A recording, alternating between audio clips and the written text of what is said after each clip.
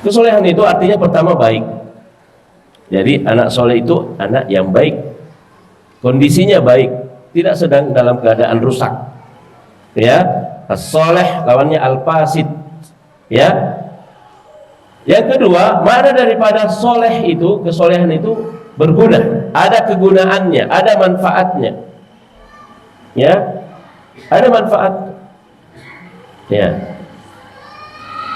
Kadang-kadang ada seorang ibu saking marahnya kepada anak, ini anakku besarnya tidak ada guna-gunanya. Ya. Berarti belum soleh. Ini anakku sudah besar, sudah banyak biaya dia makan, ya, tidak ada guna-gunanya. Nah, tidak ada manfaatnya. Ya. Kadang-kadang kita begitu sumpah serapah pada anak. Nah, saya katakan bahwa salah satu indikator kesolehan itu adalah an-nafa'. Ya, bermanfaat, ada manfaat kita rasakan. Ya. Nah, orang soleh itu, orang yang soleh adalah orang yang menghadirkan manfaat bagi orang lain, bukan justru mudarat. Ya, bukan justru mudarat. Orang soleh itu dirasakan, dia hadir itu ada manfaat. Minimal manfaatnya orang soleh itu dia tidak mengganggu orang lain, dia tidak membuat orang lain dia merasa tidak nyaman. Itu minimal yang diberikan oleh orang soleh, pengaruh dari orang soleh. Ya. Kemudian cocok, serasi. Ya.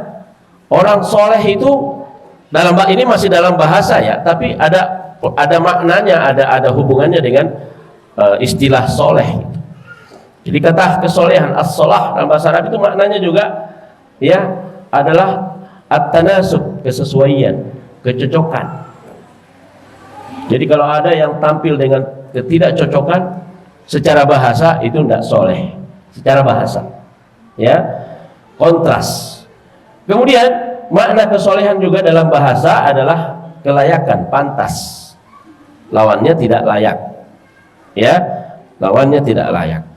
Nah, itu makna bahasanya. Kalau saya tarik kepada makna kesolehan yang kita maksud ya dalam istilah kita, itu orang yang soleh, anak yang soleh, wanita yang soleha. Nah, kita tarik seperti ini. Jadi ada 4 kata kunci tadi: baik, kemudian berguna, kemudian cocok, dan keempat layak. Kalau saya tarik, ya ini dia ini contohnya. Bahwa orang yang soleh itu, apa indikasinya? Pertama, baik, yaitu orang yang baik agama dan akhlaknya. Itu satu. Ya, jadi kalau mau tahu kita apa itu orang soleh, bagaimana anak kita itu sudah menjadi soleh, baik agama dan akhlaknya. Ya, kenapa kita sendirikan akhlak? Karena kadang-kadang orang melihat agama itu hanya dari ibadahnya saja. Padahal bagian yang terpenting dari agama juga adalah akhlak. Walaupun orang tidak beragama juga kadang-kadang akhlaknya ada, dan kadang-kadang lebih baik dari orang beragama. Ya. Jadi baik agamanya dan akhlaknya. Yang kedua, kata kunci dalam soleh itu ada manfaat. Seperti saya katakan tadi, maka orang yang soleh adalah orang yang hidupnya membawa manfaat. Manfaat yang sesungguhnya. Ya, manfaat yang sesungguhnya. Kemudian yang ketiga, orang yang soleh itu adalah orang yang serasi hidupnya dengan kodrat kemakhlukannya. Itu orang soleh. Jadi tidak maksa-maksain dirinya menjadi misalnya menjadi makhluk planet lain, ya. Tidak maksain dirinya menjadi superhero. Tidak maksain dirinya menjadi makhluk yang aneh. Jadi kalau ada orang yang mau aneh-aneh, itu tidak soleh. Ya. Orang-orang yang terpapar LGBT misalnya, saya perlu angkat sedikit. Ini orang-orang tidak soleh. Ada orang LGBT bersedekah, orang LGBT sholat, ini aneh ini. Tidak bisa dikatakan soleh karena dia menghilangkan yang namanya keserasian di dalam hidupnya. Ya, karena tidak cocok. Bagaimana caranya dicocokkan seperti itu? Ini orang-orang aneh. Ya. Kemudian orang soleh adalah orang yang layak menjadi idaman. Idaman siapa? Idaman orang tuanya, idaman anaknya, ya, idaman temannya dan pasangan hidupnya, suami ataupun istrinya. Itu tentang orang soleh. Sekarang apa standar kesolehan di dalam Islam? Kalau kita bawa lagi ke dalam Islam, lebih dalam lagi, bahwa seorang dikatakan soleh atau soleha itu apabila dia beriman, apabila dia beramal soleh. Ya, bagaimana iman dan amal soleh itu? Ya, ada dua indikatornya. Pertama, akidahnya kuat, akidahnya lurus, tidak tidak bengkok. Akidahnya tentang Allah, imanannya tentang Allah itu lurus, sesuai dengan Al-Quran, sesuai dengan Sunnah Rasulullah SAW. Tidak mengambil akidah dan keyakinan dari sumber-sumber yang tidak benar. Ya, kemudian mengerjakan ketaatan, itu indikator keimanan dan kesolehan. Mengerjakan ketaatan sesuai dengan tuntunan syariat, itu kesolehan. Jadi kalau ada orang melakukan nilai-nilai atau tuntunan-tuntunan di dalam beragama tapi ya tidak jelas dari mana sumbernya atau bertentangan dengan syariat Nabi Muhammad SAW, maka ini ya namanya kesolehannya masih kita pertanyakan. Kemudian indikator kesolehan juga adalah menghiasi dirinya dengan akhlak yang mulia. Ya, jadi biar sudah bagus ibadahnya tapi akhlaknya juga tidak mulia, ini belum bisa dikatakan sebagai seorang yang soleh. Ya, sebagai seorang yang soleh. Dan kesempurnaan kesolehan itu apabila seorang yang soleh sudah bisa menularkan kesolehannya kepada orang lain. Ya, artinya makomnya lebih dari arah orang yang soleh biasa. Dia sudah menjadi muslih. Bukan hanya soleh pada dirinya, tapi juga dia bisa menularkan kesolehan itu kepada orang lain. Nah, itu teori tentang kesolehan. Ya, teori tentang kesolehan. Jadi sudah jelas. Nanti bisa ada waktu kita bisa membahasnya lagi. Kita stop tentang soleh. Itu sudah jelas sekali, ya. Nah, sekarang pertanyaan, inginkah kita, buah hati kita ini menjadi manusia yang mulia dan bisa memuliakan orang tuanya? Orang soleh itu sudah mulia sebenarnya, sudah mulia, dimuliakan oleh Allah dengan kesolehannya, dengan ketakwaannya. Tapi kalau kita ingin ada nilai plus, ya, ada nilai plus, tidak sekedar soleh, tapi kita juga ingin yang lain, lebih dari kesolehan, ya, asal jangan lompat. Ya, lebih dari kesolehan, anak kita menjadi mulia, dimuliakan oleh Allah, dimuliakan oleh malaikat dan penghuni bumi ini, dimuliakan oleh orang-orang beriman, dan juga dia bisa memuliakan orang lain, terutama kedua orang tuanya. Maka jawabannya adalah jadikan anak kita sebagai hafidh. Ya, jadikan anak kita sebagai hafidh. Nah, sekarang kita bahas lagi apa itu hafiz. Ya, apa itu hafiz? Ya, hari ini kita perlu memperbaiki paradigma kita. Pertama tadi tentang soleh. Apa itu soleh? Dan saya pikir Bapak Ibu sekalian, ketika mendengarkan penjelasan saya tadi, itu akan terbuka, ya, bahwa sebenarnya potensi kita untuk menjadikan diri kita dan anak-anak kita soleh itu sangat terbuka. Jadi jangan mengira, wah, saya ini kan orang sibuk, saya ini kan bukan ustadz, ya, susah saya menjadi yang soleh. Tidak, semua kita sangat terbuka menjadi orang-orang yang soleh, insya Allah. Bahkan mungkin, ya, ada orang yang awam lebih soleh daripada seorang mubalik, seorang yang pintar bicara tentang agama, bisa saja. Seorang ibu yang hanya sibuk mengurus rumah tangganya, yang hanya mutar-mutar antara kamar tidur, kamar, ya, pekarangan rumah dan dapur, boleh jadi dia lebih soleha. Bahkan boleh jadi dia menjadi seorang hafizah yang sebenarnya daripada seorang yang sibuk menghafalkan Al-Quran. Bisa saja. Saya hari ini bicara tentang hakikat, bukan sekedar tren penamaan yang ada akhir-akhir ini. Ya. Jadikan ia sebagai hafidh agar dia bisa menjadi manusia yang dimuliakan dan bisa memuliakan. Nah, sekarang apa artinya hafiz itu? Ya, hafiz Quran itu apa artinya? Nah, kita kembali lagi ke bahasa Arab. Karena kata hafiz dari bahasa Arab. Dari kata hafidha yahfadhu hifdhan. Ya, fa huwa hafidh wa hiya hafidha. Ya, yahfadh. Orangnya namanya hafidh kalau dia laki-laki. Kalau dia perempuan, hafidhah. Sama dengan tadi, soleh, soleha. Hanya guru-guru selalu mengatakan, semoga anak-anak kita menjadi anak-anak yang soleh, soleha, hafidh, hafidhah. Masya Allah. Nah, sekarang apa makna dari hifdh, ya, yang merupakan asal kata dari hafidh dalam bahasa Arab? Pertama, hafidh itu artinya menjaga. Jadi hafidh yang menjaga. Ya, jadi seorang yang menjaga kebunnya. Dalam bahasa, dari segi bahasa, berarti dia seorang yang hafidh. Ini secara bahasa.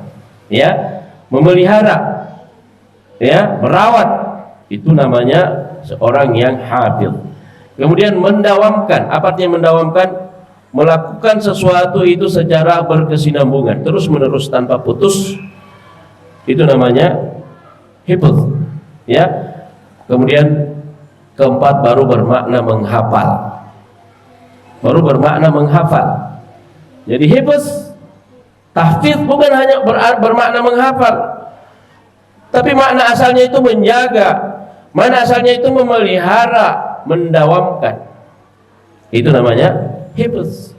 Dan secara bahasa mereka itu adalah hafidh. Ya, di dalam Al-Quran digunakan kata hafidh itu bukan sebagai penghafal Quran, tapi al-hafidhuna li furujihim wal hafidhat, orang-orang yang menjaga kehormatannya, kemaluannya, tidak mengobral kemaluannya untuk hal-hal yang melabrak batasan Allah Subhanahu wa taala. Al-hafidhuna li hududillah, orang-orang yang menjaga batasan-batasan Allah. Itu kata hafidh digunakan dalam Al-Quran seperti itu. Menjaga ketaatan mereka kepada hafidhat. Al-hafidhuna li hududillah wal hafidhat. Ya. Nanti keempat baru datang makna menghafal, yang seperti kita pahami itu, ya, menghafal. Mengingat di luar kepala. Itu baru makna keempat namanya menghafal itu. Ya. Nah, jadi kalau kita tarik lagi, siapa orang yang hafiz itu, Bapak Ibu sekalian? Siapa orang yang hafiz? Siapa mereka? Orang yang hafiz itu pertama, orang yang senantiasa menjaga agamanya, menjaga dirinya dan kehormatannya. Itu hafiz itu. Ya. Walaupun bukan itu makna yang kita bahas ini, ya, tapi saya ingin mendudukkan. Ya. Kedua, orang yang berusaha memelihara batasan-batasan Allah, hukum-hukum Allah dia jaga. Ya, dia jaga hukum-hukum Allah. Dia tidak mau melabrak sesuatu yang dilarang dan tidak diridhoi oleh Allah Subhanahu wa taala. Itu hafidh. Di sisi Allah itu hafidh. Orang yang menjaga, orang yang memelihara. Kemudian hafidh itu adalah orang yang berupaya mendawamkan amal kebaikan dalam hidupnya. Itu hafidh. Ya, mendawamkan, termasuk sholatnya, alladzina hum ala sholawatihim yuhafidhun. Kan? Orang-orang yang senantiasa menjaga sholatnya itu mendawamkan sholatnya. Ya, senantiasa mendawamkan amal solehnya, terbiasa bersedekah, tidak putus-putus. Bukan hanya nanti bulan Ramadan baru bersedekah, tapi dia lakukan terus. Itu namanya orang yang hafidh. Kemudian yang keempat barulah orang yang berusaha menghafalkan nas-nas syariat. Apakah itu Al-Quran, apakah itu hadis-hadis Nabi SAW, atau menghafalkan penjelasan dan nasihat para ulama. Nah, terkait dengan ini jamaah sekalian, ulama-ulama kita dahulu itu bukan hanya membatasi diri menghafal Quran, tapi mereka juga ada yang menghafal hadis Nabi sampai ratusan ribu bahkan jutaan riwayat-riwayat hadis mereka hafalkan. Seperti Imam Ahmad, Imam Bukhari, ya, Imam Abdurrahman bin Mahdi dan seterusnya. Itu luar biasa hafalan mereka terhadap hadis. Selain hafal Quran, mereka juga hafal hadis sebagai penjelasan terhadap Al-Quran itu. Hadis Nabi itu penjelasan terhadap Al-Quran, terhadap hukum-hukum yang ada dalam Al-Quran. Itu mereka hafal. Dan mereka menghafal hadis itu lebih susah, jauh lebih susah daripada hafal Al-Quran. Kenapa? Karena dihafal sanadnya dengan matannya. Sanadnya itu rangkaian perawinya. Seperti Imam Bukhari mengatakan, haddatsana Abdullah, qala haddatsana Muhammad, qala haddatsana Ibrahim, qala haddatsana Malik, qala haddatsana Az-Zuhri, qala haddatsana Ibnu Mas'ud, qala Rasulullah SAW. Itu rangkaian perawi. Dari perawi ya hadis yang membukukan hadis Nabi sampai kepada Rasulullah SAW. Itu dia harus hafal. Tidak boleh tertukar-tukar. Itu jutaan hadis, belum lagi matannya. Kalau kita ini biar cuma hadis yang paling pendek, setengah mati kita hafal, ya. Nah, ulama-ulama dahulu itu, makanya dulu kata-kata al-hafidh itu ya selain digunakan kepada para penghafal Al-Quran yang memang ahli dalam Al-Quran, al-hafidh itu adalah para penghafal hadis Nabi SAW yang sampai puluhan ribu hadis. Seperti Al-Hafidh Ibnu Hajar Al-Asqalani, penulis Bulughul Maram, ya, Al-Hafidh Ibnu Katsir, Al-Hafidh Adz-Dzahabi. Kata-kata Al-Hafidh itu bukan mereka hafal Quran seperti sekarang ini, ya. Al-Hafidh itu dulu adalah orang-orang yang menghafal ribuan sampai jutaan riwayat-riwayat hadis Nabi SAW. Bahkan ada di antara mereka bisa menghafalkan matan-matan kitab fikih, ya, bukan hanya hadis, bukan hanya Quran, tapi matan kitab-kitab fikih, ya, sastra para ulama mereka bisa hafalkan.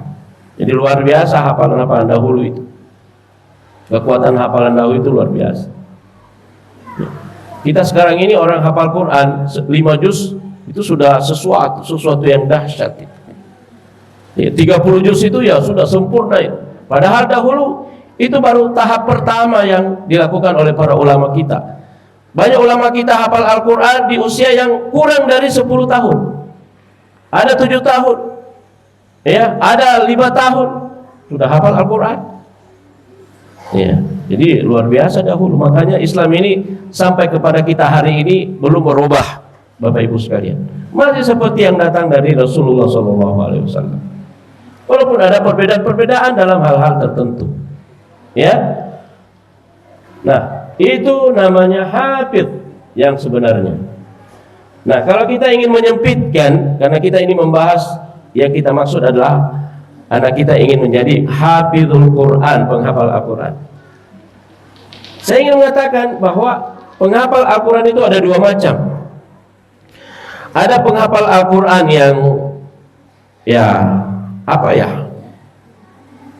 saya katakan formalitas, atau mungkin kurang pas, agak kasar formalitas.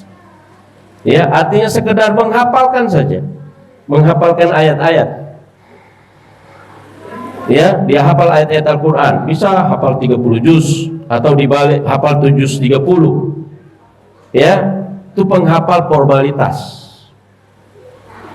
Walaupun itu ada pahalanya dari Allah Subhanahu wa taala kalau hatinya bersih dari riya dan ujub. Tapi ingatlah Bapak Ibu sekalian, biar nanti Anda tidak terlalu kecewa atau merasa gagal menjadikan Anda sebagai hafiz. Ingat bahwa hafiz Al-Quran yang hakiki ini. Jadi tidak usah merasa sedih, anak saya tidak jadi penghafal Quran 30 juz. Ya kan ada yang seperti itu, ekspektasinya harus sampai seperti itu, harus sesempurna itu. Ketahuilah Bapak Ibu sekalian bahwa penghafal Al-Quran yang hakiki itu ini ada 5. Pertama, dia memiliki hafalan Al-Quran, itu sudah jelas. Ya, karena tidak mungkin orang biar qul huwallahu ahad kita bilang anakku hafal Quran. Ya, harus ada hafalan lah. Tapi saya katakan tidak harus sempurna. Sebahagian mungkin hanya 25 juz, mungkin hanya 20, 15, 10, bahkan 3 juz, mungkin cuma juz 30. Ya, juz 30. Dia adalah hafiz. Dia adalah hafiz. Walaupun tidak ya tidak usah juga lebay, ya. Sudah juz 30 saja dihafal, ditaruh di depan namanya atau belakang namanya terus Al-Hafiz. Untuk apa juga? Ya. Ada kan begitu? Al-Hafiz. Yang kedua, kalau dia bisa menjaga adab-adab penghafal Al-Quran, ada Imam Nawawi menulis kitab ya At-Tibyan fi Bayan Adab Hamalatil Quran. Beliau menjelaskan di situ adab-adab penghafal Al-Quran. Nah, biar anak kita hafal cuma berapa juz saja, tapi dia bisa menjaga adab-adabnya para penghafal Al-Quran, moral dan etikanya penghafal Al-Quran. Dialah hafiz yang sesungguhnya. Yang ketiga, hafiz Quran yang hakiki itu senantiasa mentilawah, senantiasa itu artinya dawam, tidak sekali-sekali saja. Ya, senantiasa mentilawah, senantiasa dia membaca Al-Quran. Yatluna ayatillahi ana al-lail wa atrafan nahar. Senantiasa membaca Al-Quran pada penghujung siang hari dan di sepanjang malam. Itu hafiz Al-Quran. Ya, makanya banyak ponpes tahfiz itu, mohon maaf, hanya bisa memproduksi alumni-alumni mantan penghafal Quran, tapi tidak melahirkan hafiz Quran yang sesungguhnya. Ya, banyak orang ketika masih nyantri di pondok tahfiz masih hafal, selesai dari nyantri hilang hafalannya semuanya. Iya kan? Bahkan jangankan hafalannya, kebiasaan membaca Qurannya hilang. Tidak ada, kembali main game, kembali main bola, apa semua. Dia lupa Al-Qurannya. Bahkan dia tidak tahu di mana sudah dia taruh mushafnya. Jadi banyak yang lahir dari ponpes tahfiz itu alumni atau mantan-mantan penghafal Quran. Ya. Nah, mentilawah, mentadabbur, mengkaji kandungan makna Al-Quran, itulah hafiz yang sesungguhnya Bapak Ibu. Karena itu moto saya tadi itu, hiduplah dengan Al-Quran. Bapak Ibu juga bisa menjadi hafiz Al-Quran, ya, walaupun hanya dengan modal beberapa surah dalam juz amma, juz surah-surah pendek. Andalah penghafal, andalah hafiz Quran kalau Anda selalu membaca Al-Quran, kalau Anda selalu mentadabbur Al-Quran, ya, kalau Anda selalu mengkaji, ya, bersama dengan ustadz-ustadz, rajin menghadiri majelis, ya, mempelajari tafsir Al-Quran, makna Al-Quran dalam rangka untuk diamalkan. Orang yang mengamalkan nilai-nilai ajaran dan arahan Al-Quran, itulah hafiz. Itulah hafiz. Ya, yang nanti, kenapa saya katakan begitu? Karena ini terkait dengan janji-janji Allah Subhanahu wa taala, jaminan-jaminan yang akan kita dapatkan di dunia ini dan terutama di hari kiamat. Agar kita tahu bahwa janji-janji itu bukan hanya khusus para alumni ponpes tahfiz Al-Quran. Ya. Kemudian mengajarkan dan mendakwahkan Al-Quran, itu juga adalah hafiz Quran yang sebenarnya, karena dia mengajar Al-Quran, ya, termasuk mengajarkan dasar-dasar membaca Al-Quran, mengajarkan Iqra, mengajarkan dirasah, dan dia ikhlas melakukan itu, dan tujuannya agar anak itu bisa membaca Al-Quran. Dia juga mendakwahkan nilai-nilai Al-Quran. Dialah hafiz Quran, dialah ahlul Quran, ya. Dan terakhir, memperjuangkan dan membela Al-Quran. Kadang-kadang Al-Quran ini dilecehkan, kadang-kadang Al-Quran ini dihina-hina, kadang-kadang Al-Quran ini dikata-katai macam-macam. Iya, tapi seorang ahlul Quran adalah seorang yang selalu siap membela kehormatan dan kesucian Al-Quran. Kita masih ingat beberapa tahun lalu aksi 212, ya, 7 jutaan orang berkumpul tanpa diundang, ya, tanpa diundang, tanpa dimobilisasi, apalagi diiming-imingi amplop, ya, 7 juta, ya, Masya Allah. Alhamdulillah saya waktu itu masih di Jakarta, jadi dimudahkan untuk hadir. Itu dalam rangka apa? Membela orang yang menistakan Al-Quran. Satu ayat dalam Al-Quran ini dinistakan, kita tidak akan pernah rela. Itulah hafiz Al-Quran, insya Allah. Ya, jadi hari ini mari dirubah paradigma kita. Jangan paksa anak kita, nah, kau harus hafal Al-Quran 30 juz. Ya, anaknya bilang, sedangkan Al-Fatihah belum hafal-hafal. Nah, terus kita kecewa. Hari ini saya ingin menyampaikan siapa hafid Al-Quran yang sesungguhnya. Walaupun tentunya ketika anak kita berhasil menghafalkan itu, alhamdulillah. Ya, alhamdulillah kalau bisa sampai 30 juz. Itu sebuah karunia dari Allah Subhanahu wa taala. Tapi jangan paksakan anak kita, jangan kecewa.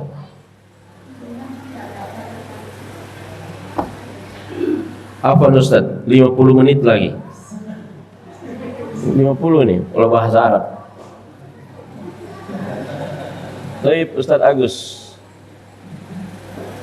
Nah, kenapa kita bicara tentang hafiz Al-Quran?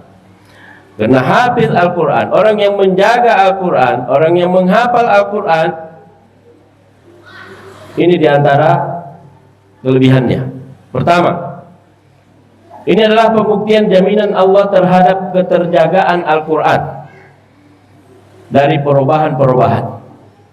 Jadi harus kita yakini di dalam Islam ini, Al-Quran ini adalah satu-satunya kitab suci yang dijamin Allah tetap akan terpelihara. Tidak bisa siapapun merubah Al-Quran. Sudah terjadi dalam sejarah berabad-abad orang yang mau merubah Al-Quran, tapi tidak pernah berhasil. Kenapa? Karena Allah yang sudah menjamin, inna nahnu nazzalna dzikra wa inna lahu lahafidun. Sesungguhnya kamilah yang menurunkan Al-Quran ini, kata Allah, dan kamilah yang akan menjaganya. Karena itu kalau kita mau rubah Al-Quran, tidak akan pernah bisa. Jangankan kau hilangkan satu surah, atau kau tambah surah yang lain, surah palsu, ya, atau kau kurangi ayatnya, atau kau tambah ayatnya, atau jangankan ayat, satu kata dalam Al-Quran kau kurangi atau kau tambah satu kata, tidak akan bisa. Jangankan satu kata, satu huruf kau tambah atau satu huruf kau kurangi, tidak akan bisa. Ya, tidak usah dihulangkan satu huruf dalam Al-Quran, kau rubah harakatnya, kasrah menjadi fathah, satu huruf, tidak akan bisa. Tidak akan bisa berubah. Allah yang menjaga Al-Quran. Dan salah satu di antara pembuktian janji Allah itu adalah dimudahkannya Al-Quran untuk dihafal. Walaqad yassarna Al-Qur'ana lidzikr fahal min muddakir. Salah satu makna ayat ini adalah Allah mudahkan Al-Quran untuk dihafal. Makanya sejak zaman Nabi sudah ada ratusan penghafal Quran. Di zaman sahabat ribuan bahkan puluhan ribu penghafal Quran. Nah, bagaimana hari ini? Ya, di antara menjelang 2 miliar jumlah kaum muslimin di dunia, itu sudah puluhan juta penghafal Quran. Kalau mau didata, yang saya maksud itu ya yang penghafal 30 juz itu, belum lagi yang kalau kita luaskan lagi ya, yang hafal 20 juz, yang hafal 15 juz, yang hafal juz 30, semakin banyak. Itu janji Allah, jaminan dari Allah Subhanahu wa taala. Dan hanya Al-Qur'an yang bisa seperti itu, karena hanya Al-Qur'an yang Allah janjikan akan tetap terjaga. Yang kedua, menjadi keluarga dan orang spesialnya Allah. Kata Rasulullah SAW, inna lillahi ahlin minan nas. Sesungguhnya Allah itu, kata Rasulullah SAW, kata Nabi Muhammad, mempunyai keluarga dari kalangan manusia. Masya Allah, Allah itu satu, tidak bisa beranak, tidak bisa diperanakkan. Tapi Allah punya keluarga, dan keluarganya Allah itu bukan dari malaikat, dari manusia. Ketika ditanya, manhum ya Rasulullah, siapa keluarganya Allah? Kata Allah, kata Rasulullah, ahlul Quran, ahlullahi wa khassatu. Ahlul Quran, orang yang senantiasa membaca Al-Quran, menghafalkan Al-Quran, mereka itulah keluarga Allah dan orang spesial, khassah, orang khususnya Allah Subhanahu wa taala, orang spesialnya Allah Subhanahu wa taala. Yang ketiga, ditinggikan derajatnya hingga ke derajat para malaikat yang mulia. Dalam sebuah hadis dikatakan, matsalul ladzina yaqra'ul Qur'an ya wa huwa hafizun lahu ya ma'as safaratil bararah.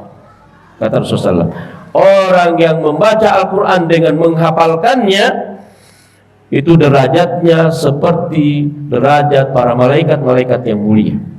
Kita sudah tahu bagaimana mulianya malaikat, bagaimana kesucian dan dekatnya malaikat dengan Allah SWT.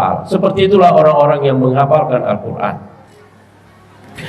Yang keempat, dimuliakan di dunia ini oleh Allah Subhanahu wa taala. Kata Rasulullah SAW, Inna Allah yarfa bihadzal kitabi aqwaman wa yadhu bihi akharin. Sungguhnya kami akan mengangkat, memuliakan sebagian kaum dengan sebab Al-Quran ini, dan juga menghinakan yang lain dengan sebab Al-Quran ini. Itu di dunia. Kemudian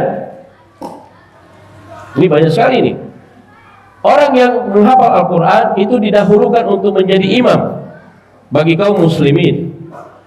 Imam yang mana ini? Pertama, imam dalam sholat.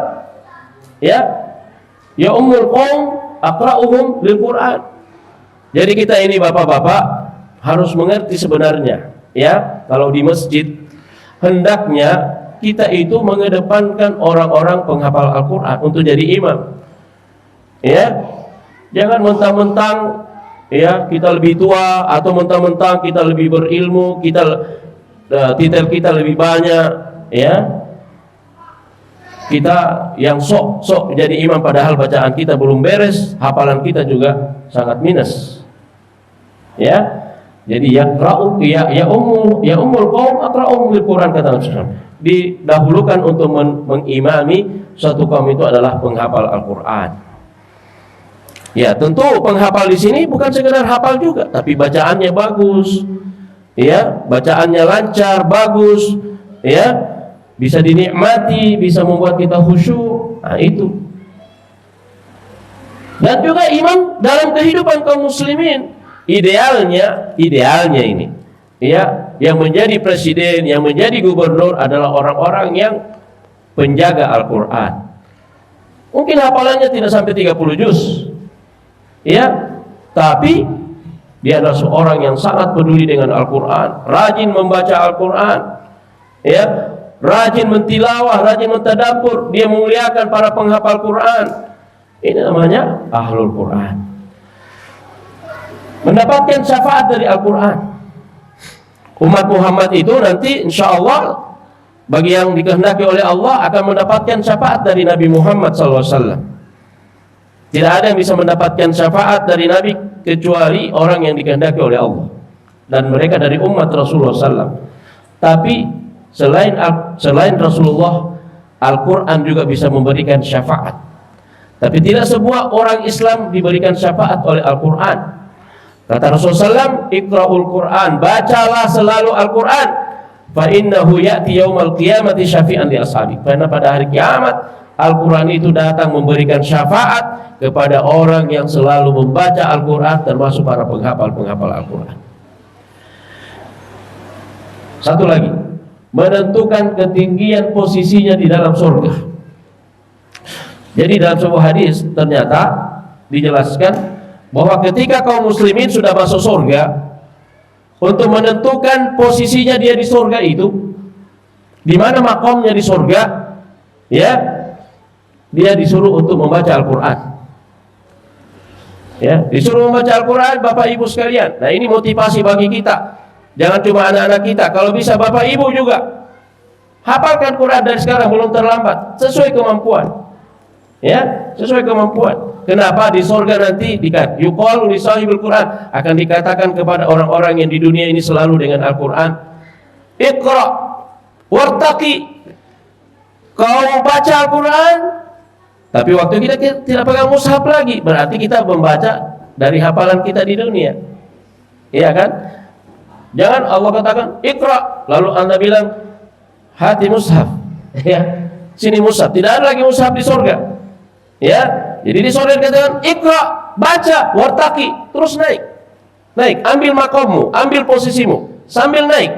Ya, warattil, dan tartilkan Al-Quran itu kama kunta turattil fid dunya, seperti engkau mentartilkannya di dunia. Fa inna manzilataka fil jannah, karena posisimu di surga nanti inda akhir surat, inda akhir ayatin kunta taqra'uha, pada ayat yang terakhir yang pernah kau baca di dunia. Ya, jadi makam kita di surga itu akan ditentukan oleh bagaimana bacaan dan hafalan kita di dunia. Jadi baca Al-Quran, hafal terus. Ya, Tidak usah dipaksakan 30 juz, tapi baca terus dan baca terus. Ya. Nah, itu beberapa keutamaan para penghafal Al-Quran. Ustaz Agus sedikit lagi. Injury time. Ya. Ini Piala Dunia ini, ada injury time. Nah, selain keutamaan-keutamaan ini, ada saya bacakan 7. Ini tidak semuanya ini, ya. Ada keutamaan khusus yang nanti akan didapatkan oleh orang tua, ya, yang anaknya menjadi penghafal Al-Quran. Ini dia, ya. Seorang hafiz Quran, kata Nabi SAW, akan dipakaikan kepada kedua orang tuanya sepasang mahkota pada hari kiamat. Masya Allah, ya. Di hari kiamat tidak hanya syafaat kita dapatkan, tapi nanti anak-anak yang di dunia ini menghafal Al-Quran, tentu dengan cara yang benar, nanti akan, ini hadisnya sahih, ya, akan memakaikan, ya, sepasang mahkota, satu untuk ibunya, satu untuk ayahnya, ya, pada hari kiamat nanti, ya. Diwisudaki bapak-bapak, ibu-ibu, bukan karena keberhasilan kita menghafal Al-Quran, tapi anak-anak kita. Jadi kalau 3 anak, berarti 3 pasang mahkota, insya Allah, ya. Nah, jadi di Wahda Islamiyah itu ada program satu rumah satu hafiz. Nah, ini bagus ini, ya. Satu dari anak kita, ya, yang lain-lain tetap semua menghafal, tapi minimal satu bisa tembus 30 juz insya Allah, ya. Bisa tembus 30 juz. Nah, ini ceramah saya mungkin sudah lebih 1 jam, tapi apa yang ada di dalam judul ini belum dibahas, ya. Kiat-kiatnya belum dibahas. Kita baru bicara bagaimana sebenarnya habis itu, bagaimana hakikatnya, bagaimana keutamaannya, keistimewaannya, baru sampai di situ, ya. Kita belum membahas bagaimana kiatnya, Ustaz. Nah, Ustaz Agus, saya minta waktu lagi. Tidak panjang, ya, cuma 1 slide saja, ya. Karena lebih baik kita melahirkan sebuah persepsi dulu, menyatukan persepsi. Kalau kiat-kiat itu mudah. Kalau kita sudah persepsinya benar, paradigmanya sudah utuh, nah, kiat-kiatnya tidak susah untuk kita jalankan. Yang penting mau.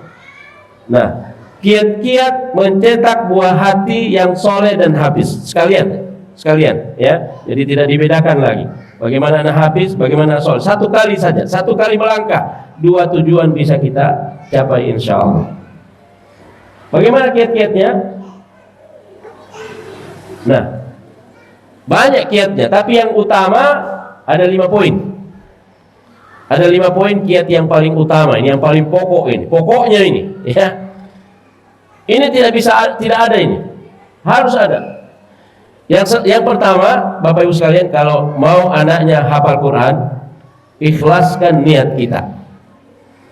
Minta kepada Allah, ya Allah, saya ingin anak saya bisa menghafal Al-Quran karena Allah, karenamu ya Allah, ya, karena perintahmu, karena keutamaan yang engkau janjikan dan pahala yang ingin kami dapatkan. Itu jangan, ya, untuk menjadikan anak penghafal Quran, tapi untuk kita bangga-banggakan, kita pamerkan di hadapan orang. Setiap bicara biar ceritanya tentang bisnis, ya. Iya, pokoknya bisnis kita itu harus jadi di sana, ya. Saya ini punya anak penghafal Quran, ya. Tidak ada hubungannya diceritakan lagi anaknya, ya. Ini pamer, ujub namanya seperti ini, ya. Kecuali ada tujuan, ya. Yang kedua, kalau mau ada anak penghafal Quran, Bapak Ibu, perkaya ilmu dan wawasan kita tentang pendidikan dan pengasuhan anak. Nah, makanya parenting itu penting, ya, penting. Jadi kalau ada Wahda Islam bikin parenting, hadir, atau lembaga manapun, ya, penting untuk kita punya bekal mengasuh anak, membimbing anak. Itu akan berhubungan, itu akan memudahkan kita. Kalau kita tidak tahu mengasuh anak, baru kita mau paksakan anak kita jadi hafiz, itu susah. Bukan mustahil memang, tapi susah. Yang ketiga, jaga kualitas makanan dan nutrisi anak. Ya, jangan sembarang memasukkan makanan ke perut anak-anak kita. Ya, masukkan cukup yang halal saja, jangan yang haram. Ya, jangan yang haram. Dan thayyibah. Ya, thayyibah artinya bergizi, tidak memudaratkan dia, ya. Berpengaruh pada kesehatannya, pada kesehatan akalnya, pikirannya, otaknya, dan seterusnya. Ya. Yang keempat, ajarkan Islam di dalam rumah. Bapak Ibu itu punya kekuatan di dalam rumah sebagai pemimpin yang bisa memerintahkan yang baik dan melarang yang buruk. Kalau amar ma'ruf nahi mungkar di dalam konteks kemasyarakatan ini agak susah kita, karena negara kita harus ikut aturan. Tapi di dalam rumah tangga juga kepala sekolah yang ada di sekolahnya, yayasan yang ada di lingkup yayasannya itu bisa melarang, bisa membuat aturan. Bapak ibu di rumah bisa buat aturan, perjelas larangan-larangan. Itu tidak boleh anak kita jatuh pada hal-hal yang tidak bermanfaat. Bisa kita lakukan itu. Tegakkan ajaran Islam di dalam rumah kita. Kita tidak usah bicara besar-besar, menegakkan Islam di negara kita, di rumah kita. Insya Allah itu akan membantu. Kemudian yang kelima, ini tidak kalah pentingnya, ya, dan ini rahasia. 75% rahasianya ada di sini. Yang sebelumnya ini 25%, ini rahasianya. Jadilah qudwah bagi anak-anak, ya, dalam kesolehan dan dalam perhatian kepada Al-Quran secara khusus. Jadi susah kalau kita menyuruh anak bersedekah padahal kita pelit, ya. Makanya di Al-Quran dikatakan wa'mur ahlaka bis-shalah, perintahkan keluargamu, maksudnya anak dan istrimu untuk sholat. Wastabir 'alaiha, dan kau bersabar di dalam melaksanakan sholat. Apa maksud ayat ini? Kita harus menjadi orang yang jago dalam sholat. Bukan cuma jago, sabar kita. Sholat ini kita terus perbaiki, pelajari, dan lakukan terus agar anak kita bisa mentransfer itu lewat panca inderanya, lewat matanya, lewat telinganya. Jadi tidak perlu kita susah-susah.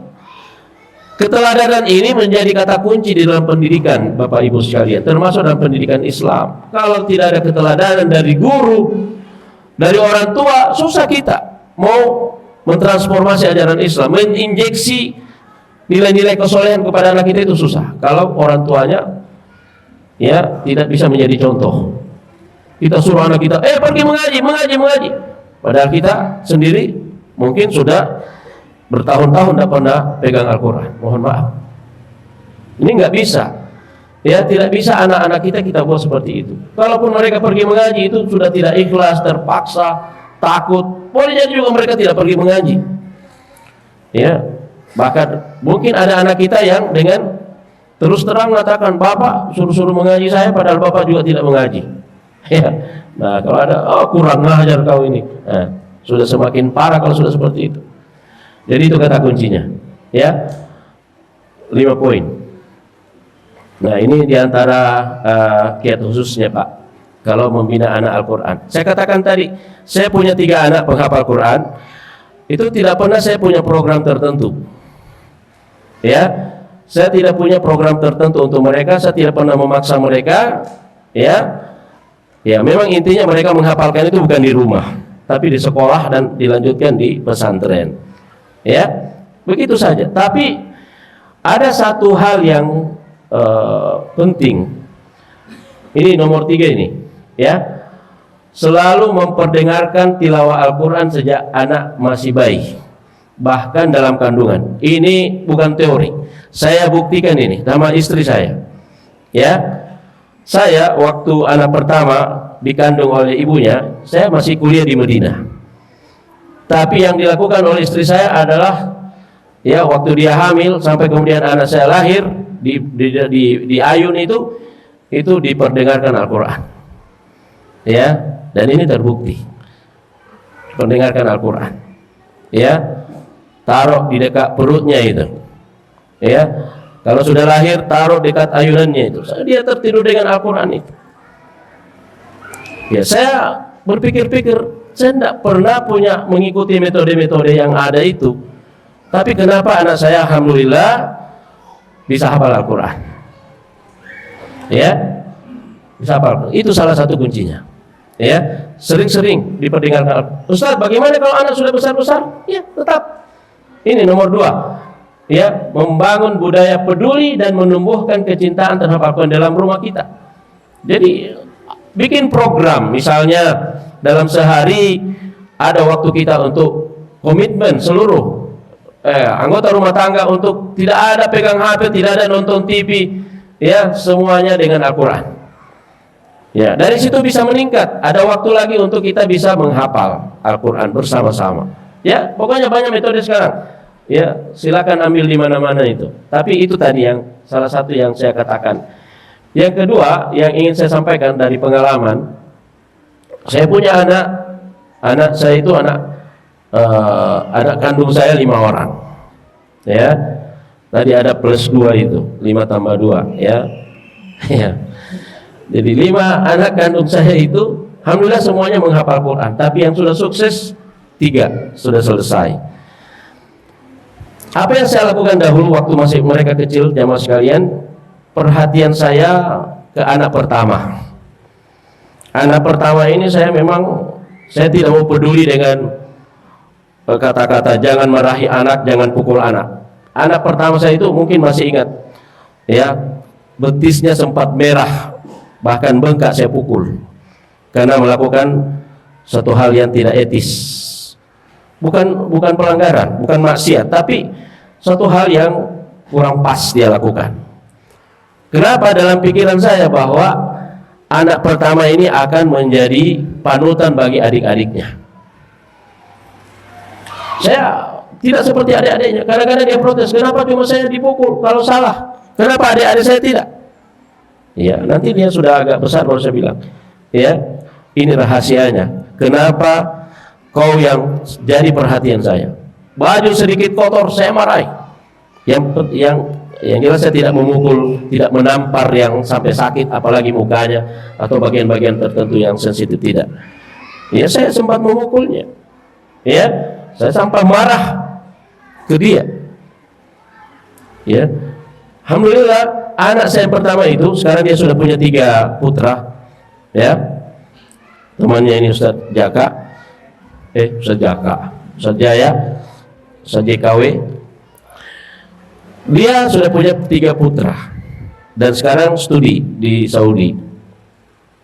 Sampai sekarang dia itu adalah ayah yang kedua setelah saya bagi adik-adiknya.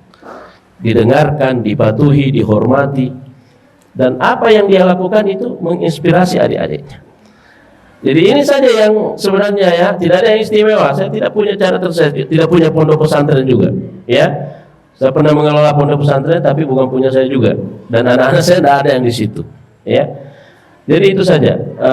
Intinya kita harus berusaha, dan yang paling penting juga bersabar, istiqomah mengawal usaha-usaha kita menjadikan anak kita sebagai penghafal Al-Quran. Ini segera tambahan kiat praktis menghafal Al-Quran, ya. Bisa nanti slide-nya bagi yang butuh bisa diminta sama panitia, ya. Nah, kembali tadi kepada kiat utama untuk mengakhiri penyampaian kami. 5 poin ini memang penting. Keikhlasan, harus berilmu dalam mengasuh anak, kualitas makanan dijaga, ya, terapkan syariat Islam dalam rumah kita, ya, dan semua sepakat bikin kontrak, ya, kesepakatan dalam rumah. Dan bapak harus punya power, ya. Yang kelima, jadilah Anda teladan yang terbaik untuk anak-anak Anda. Jangan biarkan anak-anak kita mencari figur, mencari panutan, ya, di luar rumah, kecuali setelah kita memastikan kitalah panutan yang paling pokok ba'da Rasulullah SAW. Saya kira ini ya yang bisa saya sampaikan, mudah-mudahan bermanfaat. Mohon maaf kalau terlalu lama mendengarkan penjelasan dari saya. Ya, semoga apa yang kami sampaikan ini bermanfaat walaupun sedikit bagi kita sekalian. Hadanallahu ajmain. Wassalamualaikum warahmatullahi wabarakatuh.